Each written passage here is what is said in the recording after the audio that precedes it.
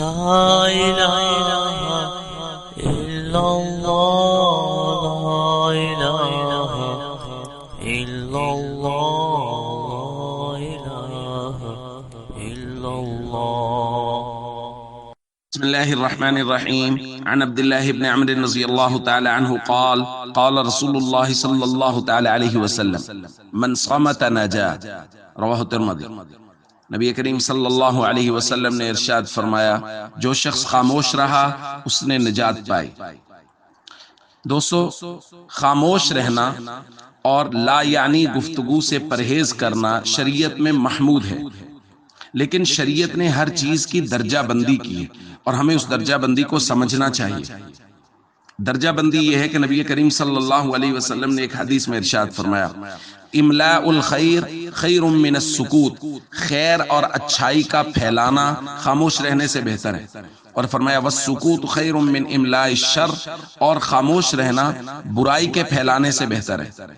اس کا مطلب یہ ہے کہ اگر کسی جگہ پر آپ کی زبان کے ذریعے سے کلمہ خیر لوگوں تک پہنچ سکتا ہے تو وہاں خاموش نہیں رہنا چاہیے، وہاں لوگوں تک کلمہ خیر پہنچانا چاہیے. نماز کی دعوت کی بات ہو رہی ہے، ارکان اسلام کی دعوت کی بات ہو رہی ہے تو وہاں لوگوں تک خیر پہنچانی چاہیے. اور اگر لایانی گفتگو ہو رہی ہے تو وہاں سکوت بہتر ہے. اسی طرح اگر خدا نہ خواستہ شر پھیل رہا ہے زبان سے تو زبان کو کنٹرول میں کرنا، خاموش رہنا بہتر ہے.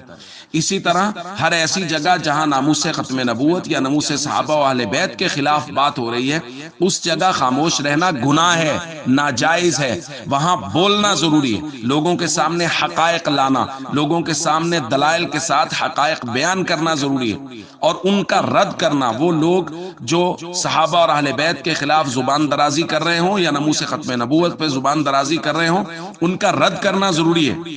اس لیے ہر جگہ خاموش رہنا عبادت نہیں ہے. بہت ساری جگہوں پر خاموش رہنا گناہ ہوتا ہے. احکام شریعہ کا مذاق اڑایا جا رہا ہے، شاعر اسلام کا مذاق اڑایا جا رہا ہے، اور اگر میں خاموش ہوں تو پھر مجھے خاموشی پر گناہ ملے گا. اس لیے اس درجہ بندی کو سمجھیں اور ہمیشہ اگر ایسی صورتحال ہے کہ آپ کلمہ خیر پہنچا سکتے ہیں تو کلمہ خیر پہنچائیے. اگر لایانی گفتگو ہو رہی ہے تو خاموش رہیے. اور خدا نہ خواستہ اگر ناموس ختم نبوت اور ناموس صحابہ والے بیت پہ یا شاعر اسلام پہ ڈاکہ ڈالنے کی کوشش کی جا رہی ہے تو بولنا لازم ہے. پھر بولیے اور لوگوں کے سامنے حقائق لائیے. السلام علیکم ورحمۃ اللہ وبرکاتہ.